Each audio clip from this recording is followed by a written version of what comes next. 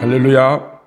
오늘 함께 은혜 받으실 신약성경 요한복음 5장 28절 29절 말씀을 제가 봉독합니다.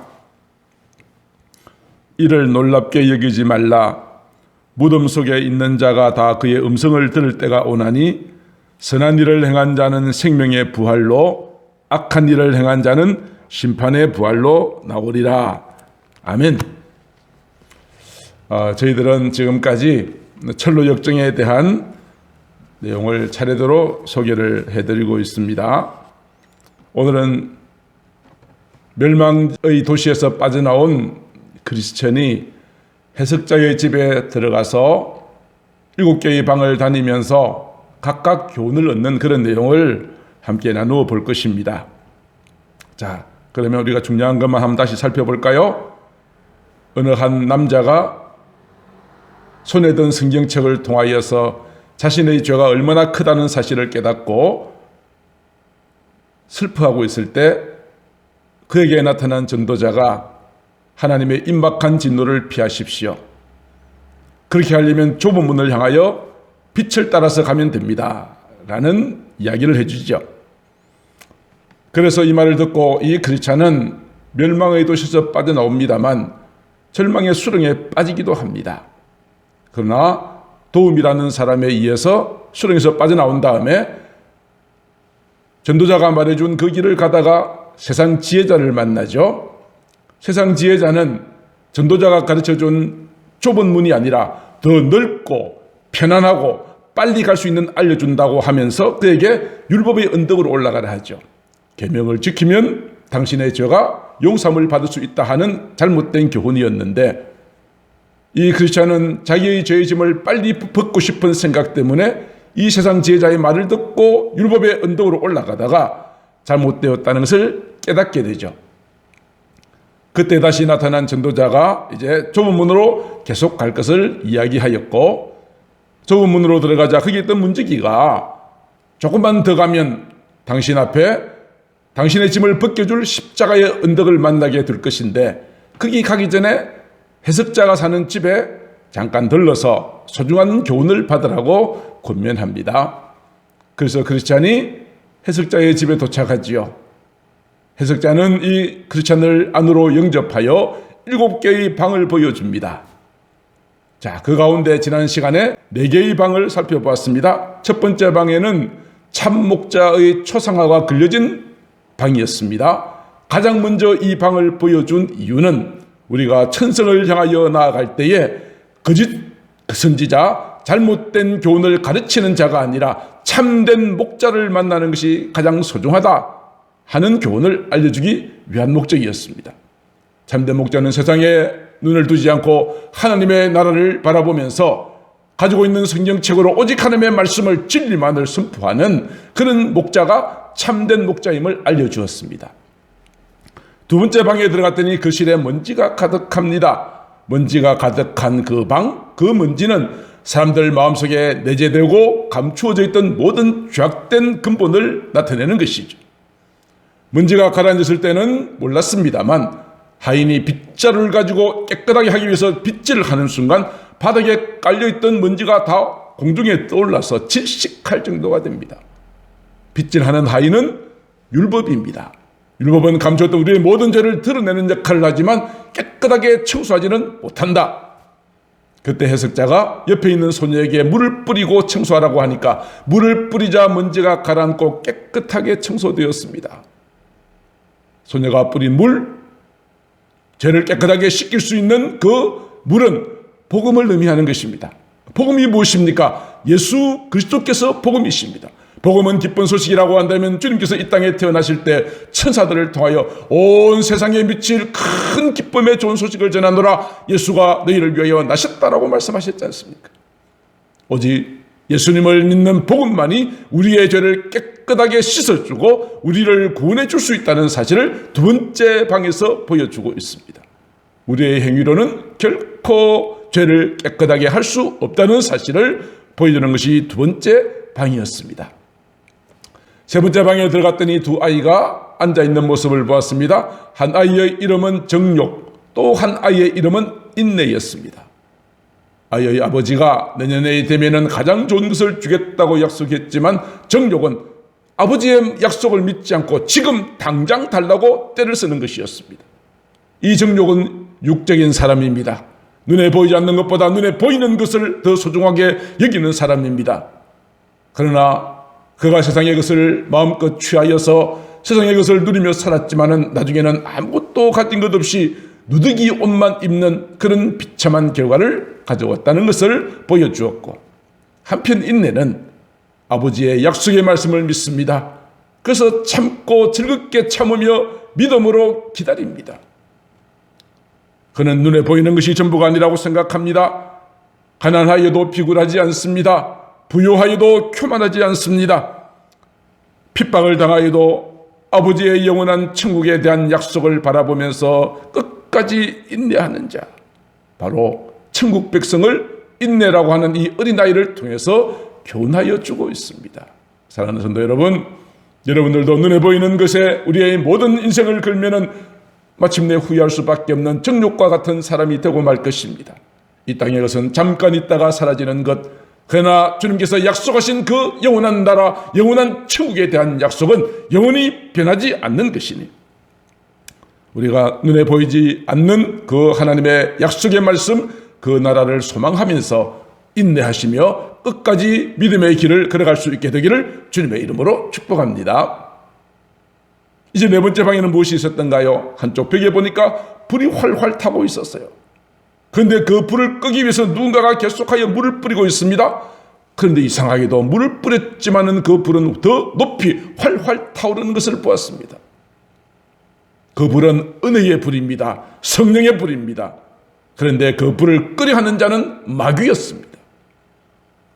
물을 뿌렸습니다만 그 불이 계속 타고 있는 이유를 알기 위해서 해석자가 이 크리스찬을 데리고 뒤편에 가보니까 누군가가 기름을 계속 붓고 있는 모습을 보여주었습니다. 그 기름, 성령의 기름입니다. 은혜와 말씀의 기름을 끊임없이 공급해 주시는 바로 그 뒤편에 있는 그 사람은 예수 그리스도이십니다. 악한 사탄과 마귀는 오늘도 우리를 넘어뜨리기 위하여서 우는 사자와 같이 두루다니지만, 주님께서는 우리에게 끊임없이 말씀의 은혜를, 성령의 충만한 성령의 기름 부으심을 통하여 우리가 그 은혜의 불을 끄지지 않도록 지금도 보존하여 주시는 것임을 우리에게 보여주고 있죠. 자, 이렇게 네 개의 방을 이미 다 돌아봤고 제가 말씀을 드렸습니다만, 오늘은 5번째, 6번째, 7째 세 방에 대해서 이야기를 하고자 합니다. 5째 방입니다. 아름답고 웅장한 궁전이 보였습니다. 굉장히 아름다워 보였습니다.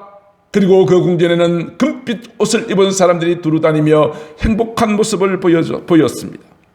많은 사람들이 이 궁전에 들어가기 위해서 입구에 몰려 있었습니다만 웬일인지 그 안에 들어가려고 하는 사람은 적었습니다.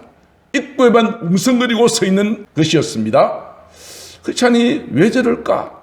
저렇게 아름다운 궁전에 왜 속히 들어가지 않고 입구에만 사람들이 저렇게 바글거릴까 하고 가만히 살펴보았더니 그 성문 입구에는 한 무장한 군인이 서 있으면서 누구든지 그 문 안으로 들어오는 사람들을 해치려고 무장하고 있는 것을 보았습니다.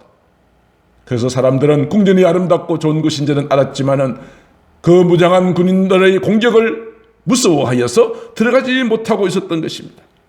바로 그때 한 용감한 남자가 이 무장한 사람과 싸워서 온몸에 상처를 입었지만은 마침내 궁전 안으로 들어가는 모습을 보았고, 궁전 안으로 들어오니까 많은 사람들이 그를 환영하면서 이렇게 맞이하는 모습을 보았습니다.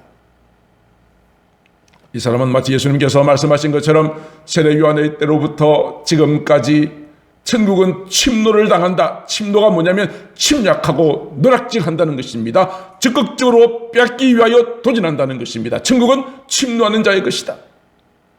그러므로 우리가 하나님의 나라에 들어가려면 이 모든 내게 어떤 어려움이 있다 할지라도 이것 때문에 주저앉거나 뒤로 물러서는 것이 아니라 용감한 이 사나이처럼 어떤 어려움에도 이에 굴하지 않고 믿음으로 도전하여서 마침내 궁전 안에 들어가는 그런 참된 제자가 필요하다는 것을 보여주고 있는 것이 5번째 보여주었던 궁전의 모습이었습니다. 실제로 예수님께서 이 땅에 계실 때에 예수님을 따라왔던 수많은 사람들이 있지요. 한마디로 무리들이라고 규정할 수 있습니다. 저들은 예수님의 가르침을 듣기도 하였지만은 귀신이 나가고 병든 자가 고침받고 죽은 자가 살아나고 바람과 풍랑을 잠잠케 하고 오병이어의 기적을 통하여 저들에게 배불리 먹이시는 그 주님을 육적인 욕심을 따라서 세상적인 것을 얻기 위해서 따라다녔던 사람들이 무리들입니다. 그러나 이 무리들은 예수님의 가르침에 대하여 부담감을 느꼈습니다. 그러자 저들은 다 떠나가 버리고 말았습니다. 오늘날 함께 예배드리는 여러분들 가운데에서도 무리들에 속한 자가 없게 되기를 바랍니다. 여러분들이 교회에 나오는 것이 단순하게 세상적인 어떤 목적, 나의 성공, 나의 질병의 고침, 내가 부자 되는 것, 이것만을 위해서 온 기복신앙을 가졌다면 무리들의 신앙과 크게 다르지 않을 것입니다. 무리들은 그런 세상적인 목적을 얻기 위해서 예수님을 죽으라 따라다녔습니다. 무리들이 떠나자마자 예수님께서 그의 제자들에게 질문하십니다. 너희들도 가려느냐? 그때 제자들은 뭐라고 말합니까? 시몬 베드로가 앞에서 말했습니다. 주여, 영생의 말씀이 주님께 있사오니 우리가 누구에게로 가오리까? 주님과 함께 십자가의 길이라도 끝까지 달려갔던 자들이 제자들이었습니다. 궁전 안에 들어가려 하였다가 들어가지 못하고 웅성거리는 자들은 무리들이요, 용감하게 싸워 궁전 안에 들어갔던 자들은 제자들이었던 것입니다. 예수님께서 이렇게 말씀하셨습니다. 참제자는 어떤 사람입니까? 자기의 십자가를 지고 주님을 따르는 자가 주님의 제자라고 했습니다. 어떤 어려움이 있어도 이를 극복하고 죄와 싸우는 자가 참된 제자라는 것입니다. 히브리서 기자도 그렇게 말하였습니다. 히브리서 12장 4절, 너희가 죄와 싸우되 죄와 싸우지만 피 흘리기까지는 대장하지 아직 않았다. 바꾸어 말하면 무엇입니까? 우리가 싸운다면 피 흘리기까지 대항하여 싸워야 되는 것입니다. 마귀를 대적하라. 그러면 마귀가 너희를 피하리라 하였습니다. 오늘 우리에게는 하나님의 거룩한 주님이 우리와 함께 계십니다. 하나님의 말씀의 능력이 있습니다. 성령의 금이 있습니다. 말씀의 거룩한 은혜를 가지고 마귀를 대적하면 마귀는 한 길로 왔다가 7길로 떠나가는 것입니다. 마귀와 적극적으로 싸우지 않으려고 하니까 궁전 앞에서 웅성거리기 맞는 무리들처럼 그곳의 진정 궁전 안에서의 즐거움과 기쁨을 누리지 못하는 것 아니겠습니까? 사랑하는 성도 여러분, 사도 바울은 그의 제자들에게 이렇게 말한 적이 있습니다. 우리가 하나님의 나라에 들어가려면 많은 환난을 겪어야 한다고요. 환난은 하나님의 나라에 들어갈 때 필수 코스입니다. 선택할 수 있는 것이 아닙니다. 올림픽에서 금메달 따기 위해서는 피나는 훈련이 필수 코스인 것처럼 하나님의 나라에 들어가기 위하여는 환난을 겪어야 한다는 것입니다. 환난을 피하려 하는 자는 궁전 앞에서 웅성거리는 무리들과 똑같다는 이야기입니다.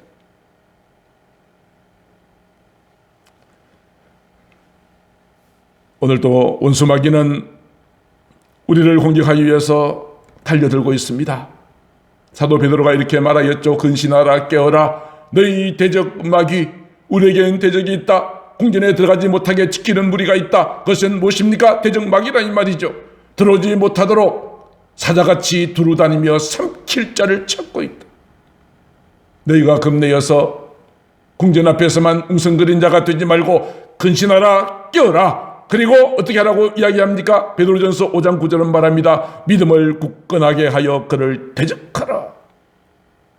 믿음으로 대적하면은 우리는 때때로 내가 상처를 입을 수도 있고 내가 아픔을 겪을 수 있지만 마침내 우리는 그 궁전 안으로 들어갈 수 있게 되어진다 하는 것입니다.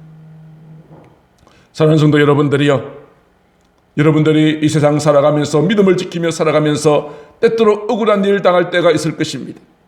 사도 베드로는 이렇게 말합니다.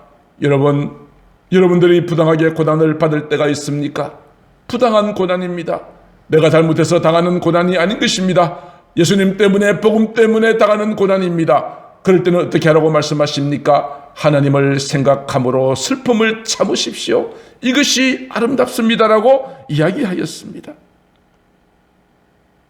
그리고 우리가 믿음 생활하면서 박해를 받으시는 분이 계시다면 예수님의 이 말씀에 힘을 얻으시기를 바랍니다. 마태복음 5장 10절과 11절 말씀입니다. 의를 위하여 박해를 받은 자여 복이 있도다. 예수님 때문에 내가 어려움을 당하고 욕을 얻어먹고 그렇게 되어진다면 당신에게는 복이 있을 것입니다. 무슨 복입니까? 천국이 당신의 것이 될 것입니다. 의를 위하여 박해를 받는 자에게 주어지는 가장 큰 축복이 무엇입니까? 천국을 소유할 수 있게 된다는 것입니다. 궁전 안에 들어가지 못한 자는 결코 천국의 기쁨을 누리지 못합니다. 그러므로 의를 위하여 박해를 받고 죄악과 대적하여 싸우는 자가 천국을 얻게 된다고 이야기하고 있죠. 나로 말미암아 너희를 욕하고 박해하고 그 짓으로 너희를 거슬러 모든 악한 말을 할 때는 너희에게 복이 있나니 기뻐하고 즐거워하라. 하늘에서 너희의 상이 큽니다. 궁전에 들어갈 뿐 아니라 거기서 받는 상이 크게 될 것이라고 말씀하여 주셨습니다. 사랑하는 성도 여러분, 이 코로나 상황을 맞이하여서 우리가 믿음을 지킨다는 것이 결코 쉬운 상황은 아니지만 우리는 오늘 이 말씀을 명심하십시다. 내 앞에 어떤 대적이 온다 할지라도 나는 결코 뒤로 물러서지 않을 것이다. 나의 십자가를 지고 주님을 끝까지 따라갈 것이다. 궁전 앞에서 나를 대하려고 하는 대적마귀가 입구를 막고 있다 할지라도 나는 하나님의 말씀으로 그들과 대적하여 피 흘리기까지 싸워서 마침내 천국을 소유한 자가 되겠다. 우리는 그런 마음의 결심과 결단이 있어야 될 줄로 믿습니다. 자, 이제 해석자는 6번째 방으로 데려갑니다. 그 방에 들어갔더니 한 남자가 철장 속에 갇혀있는 모습을 보았습니다. 그런데 그 남자의 표정을 보니 매우 깊은 슬픔에 잠겨 있습니다. 해석자가 말합니다. 저 사람은 과거에 모든 사람들로부터도 인정받을 만큼 화려하고 훌륭한 신앙생활을 했던 사람입니다. 그런데 지금은 절망적인 인간이 되고 말았습니다. 그렇지 그 남자에게 어쩌다가 이렇게 되었습니까? 라고 물어보았습니다. 그는 이렇게 말합니다. 나는 항상 깨어서 기도하지 못했습니다. 세상에서 내 정욕대로 살았습니다. 성령을 거스름으로 성령께서 나를 떠나가시고 악한 영이 내게 찾아왔습니다. 마귀의 유혹에 넘어갔습니다. 그래서 나는 그의 노예가 되고 말았습니다. 이제는 회개할 수 없을 만큼 내 마음이 강팍하게 되었습니다.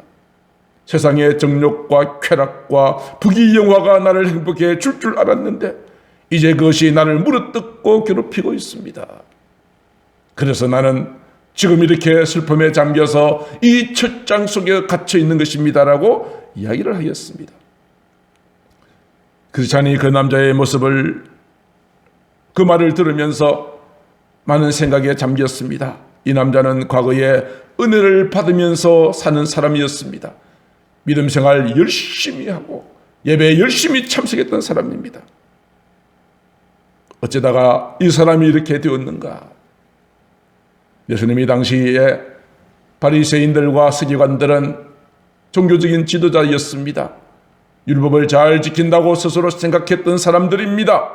모든 사람들부터 랍비어라면서 존경을 받았던 사람들입니다. 예수님께서 누가복음 18장에 보면 바리새인과 세리가 기도하는 장면을 비유로 말씀하셨습니다. 바리새인, 종교 지도자였던 그는 이렇게 기도합니다. 따로 서서 기도합니다. 사람들 많이 모이는 곳에 가서 기도하는 모습을 거룩한 모습으로 보여주기 위해서 따로 서서 기도합니다. 기도하는 내용을 가만히 들어보십시오. 하나님, 나는 다른 사람들 곧 토색하는 자, 불의한 자, 간음하는 자와 같지 않음을 감사합니다. 그리고 내 뒤에 있는 저 세리와도 같지 않음을 감사합니다. 나는 1회에 2번 금식합니다. 소득의 11조를 드립니다. 이 기도에서 진정한 회개를 느낄 수 있습니까? 자기의 의를 드러내는 것이죠. 사람들 앞에 나는 이런 사람이다라고 자기를 나타내는 외식하는 기도이죠. 그러나 세리는 뒤에 하늘을 우러러보지 못하고 주여 나는 죄인입니다. 나를 불쌍히 여겨달라고 기도했습니다. 예수님께서는 이 세리의 기도를 칭찬하셨습니다. 사람들로부터는 바리새인들이 신앙생활을 잘하는 것 같았지만은 그들은 마치 회칠한 무덤처럼 겉은 하얗지만은 속에는 썩어진 온갖 더러운 것들로 가득한 자들이었습니다. 경건의 모양은 있었지만 경건의 능력이 없는 자였습니다. 자기는 스스로 훌륭한 신앙인이라고 생각하였고 다른 사람들도 그렇게 인정은 했습니다. 사도 바울은 고린도전서 10장 12절에 이렇게 말했습니다. 그런즉 선줄로 생각하는 자는 넘어질까 조심하라 그랬습니다. 나는 이만하면 신앙생활 잘한다, 이만하면 훌륭한 그리스도인이라고 생각한 자여, 항상 깨어 기도하지 않으면, 당신의 영적인 상태를 돌아보고 하나님의 은혜를 날마다 의지하지 않으면, 교만한 생각을 가지게 되어진다면 당신은 이와 같이 철장에 갇힌 남자처럼 슬픔에 잠겨 후회하는 인생이 되고 말 것이다. 사람들이 그렇지 않습니까? 사람이 처음에 죄를 지으면 양심의 가책이 생겨서 가슴이 두근두근하고 두려운 마음이 생기지만 자꾸 반복하여 죄를 짓다 보면 이제는 죄에 대한 어떤 양심의 가책도 없고 죄에 대한 슬픔도 없고 고백도 없고 마음이 굳어져서 믿음의 파산 상태에 이르게 되는 것입니다. 이 남자의 말을 들으면서 그렇지않은 생각합니다. 나도 이렇게 타락할 수가 있겠구나. 지금은 내가 믿음 생활을 잘하는 것 같지만은 나도 이렇게 타락할 수 있겠구나. 그렇지 않은 그 자리에서 하나님 앞에 기도합니다. 하나님, 내가 늘 깨어 기도할 수 있도록 도와주십시오.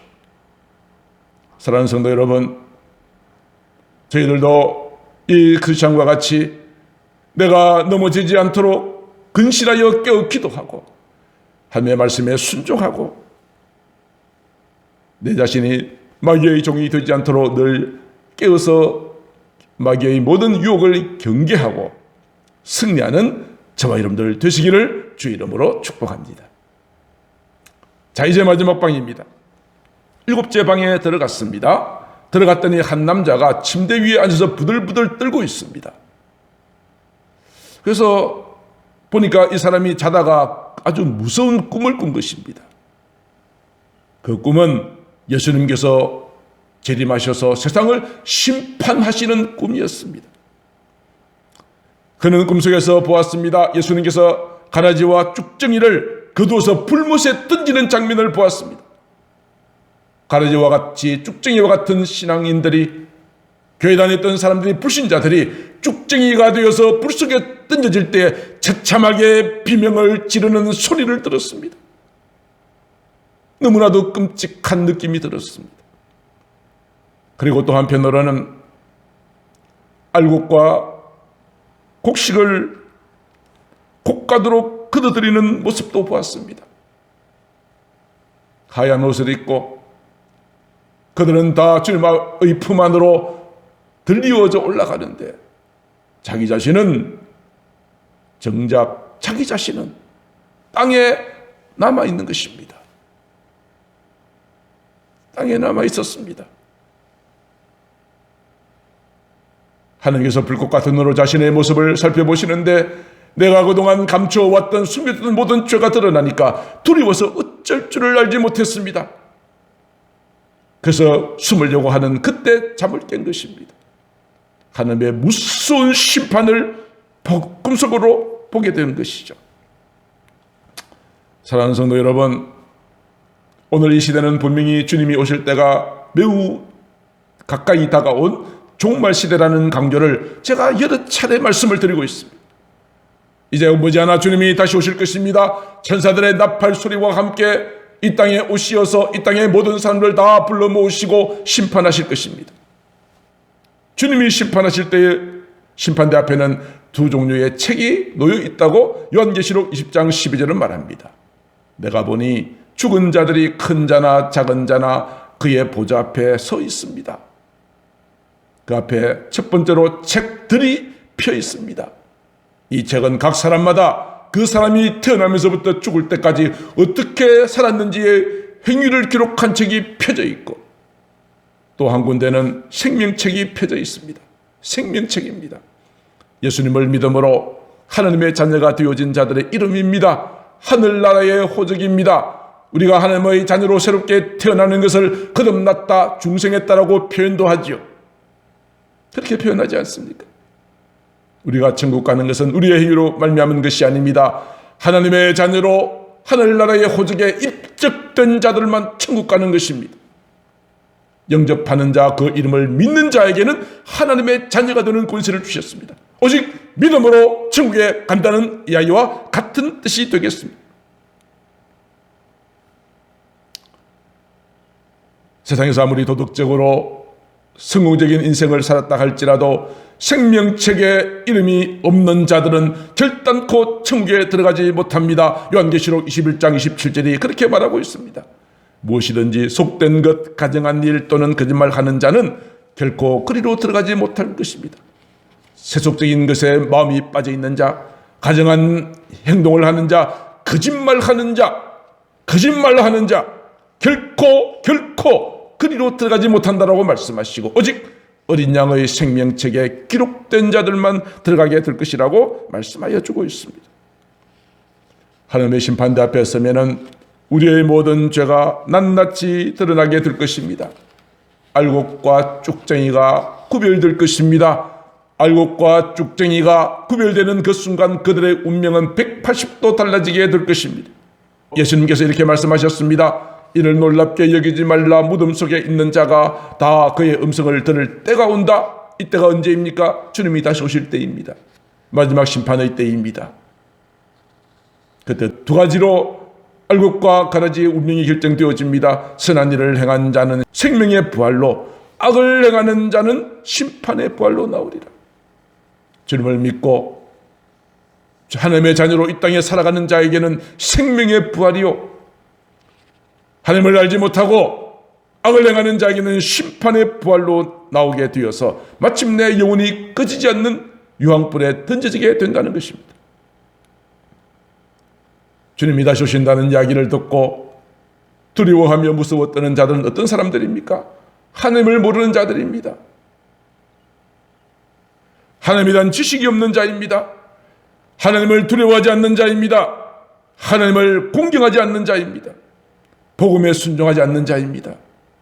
데살로니가 후서 1장 8절로 9절에 그렇게 말하죠. 하나님을 모르는 자들, 우리 주 예수의 복음에 복종하지 않는 자들에게는 형벌을 내리신다고요. 저들은 자신이 죄인이라는 사실을 모릅니다. 인정하지 않습니다. 그러다 보니 그리스도 앞에 나오지도 않는 것이죠. 이와 같이 하나님을 모르고 복음에 복종하지 않는 자에게 어떤 형벌이 내립니까? 영원한 멸망의 형벌을 받게 될 것이라고 말씀하여 주셨습니다. 아예 하나님의 말씀을 듣지 않는 자들뿐 아니라 철장에 갇힌 남자처럼 겉으로는 예수님을 잘 믿는 듯 하나 그 마음속에 진정한 믿음이 없는 자, 형식적인 외식적인 신앙생활을 한 자, 세상의 기복주의 신앙에 빠진 자들 또한 하나님의 심판을 면하지 못하는 것입니다. 사랑하는 성도 여러분들이여, 사도 베드로가 했던 말을 우리는 다시 한번 기억하십시다. 베드로전서 4장 7절, 만물의 마지막이 가까이 왔으니. 그렇습니다. 지금은 만물의 마지막이 매우 가까이 와 있습니다. 그럼 우리는 어떻게 해야 합니까? 정신을 차리고 근신하여 기도해야 합니다. 우리는 이 음성을 우리는 무시하면 안 됩니다. 사도 바울은 마지막 그의 노년에 이렇게 고백하였죠. 나는 선한 싸움을 싸웠습니다. 달려갈 길을 마쳤습니다. 믿음을 지켰습니다. 이것이 종말 시대를 살아가는 우리의 삶이어야 합니다. 선한 싸움을 싸우고 달려갈 길을 마치고 믿음을 지키는 사도 바울에게는 무엇이 기다리고 있습니까? 그날에 나에게 썩지 않는 영원한 멸류관을 주실 것입니다라고 고백하였습니다. 하나님의 심판은 믿지 않는 자들에게는 두려움의 대상이지만 저희들에게는 마치 신부가 신랑을 맞이하는 것처럼 기쁨과 승리의 소식이 될 것입니다. 그러므로 우리는 주님 오실 때까지 이런 마음으로 살아야 하지 않을까요? 히브리서 6장 11절로 12절, 우리가 간절히 원하는 것은 너희 각 사람이 동일한 부지런함을 나타내어 끝까지 소망의 풍성함에 이르러. 여러분, 우리가 주님을 섬기되 부지런히 섬기게 되기를 바랍니다.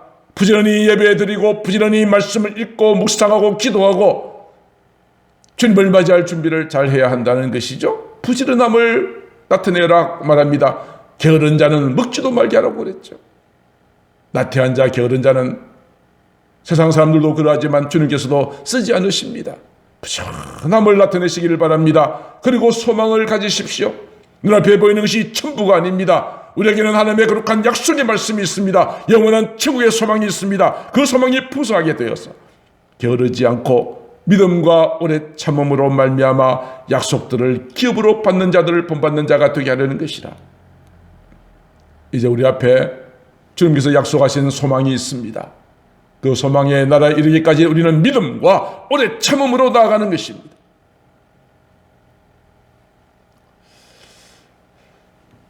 크리스찬은 이제 해석자의 집에서 7개의 방을 다 두루 다니면서 7가지의 소중한 교훈을 얻었습니다. 이제 크리스찬의 마음속에는 소망이 생겼습니다. 그리고 또한 두려움도 생겼습니다. 혹 내가 절망의 수렁에 빠지기도 하고 세상 지혜자의 말에 속아 넘어가기도 하고 이것처럼 천국에 가기까지는 또 이런 어려움들이 언제 있을지 모른다는 생각으로 그는 마음속에 두려운 생각도 있었다라고 이야기합니다. 이제 해석자의 집에서 소중한 교훈을 받은 이 크리스찬은 십자가의 언덕에 올라가기 위해서 다시 한번 출발을 시작합니다. 그래서 다음 주일에는 이제 십자가의 언덕에 올라가는 그 이야기 이후 내용을 자세히 말씀을 드리고자 합니다. 말씀을 마쳤습니다. 사랑하는 성도 여러분, 우리가 주님을 믿고 난 이후로 천국에 올라갈 때까지는 수많은 어려움들이 우리 앞에 놓여 있습니다. 이럴 때 우리가 정신을 바짝 차리고 절망의 수렁에 빠지거나 잘못된 길로 빠지지 않도록 좁은 길이라도 끝까지 그 길 걸어가고 천국에 대한 소망을 굳건하게 가지고 믿음으로 승리하시는 저와 여러분들 되실 수 있기를 주님의 이름으로 축복합니다. 기도드리겠습니다. 사랑하는 하나님, 우리가 믿음의 길을 걸어간다는 것은 수많은 수렁과 골짜기가 또 마귀의 대적과 공격이 있습니다. 우리가 그 길을 걸어간다는 것이 인간의 힘만으로는 감당할 수 없으므로 주여 이 시간에 성령님의 능력을 의지합니다. 저희들을 불쌍히 여겨주시고 악한 사탄과 마귀의 공격 앞에 두려워하거나 물러서지 않는 믿음의 담대함도 허락하여 주옵소서. 부지런함으로 소망을 가지고 천국에 이르는 그날까지 오래 참음으로 승리하는 저희들의 삶이 되게 하여 주시옵소서. 사랑이 많으신 우리 구주 예수님 이름으로 기도드리옵나이다. 아멘.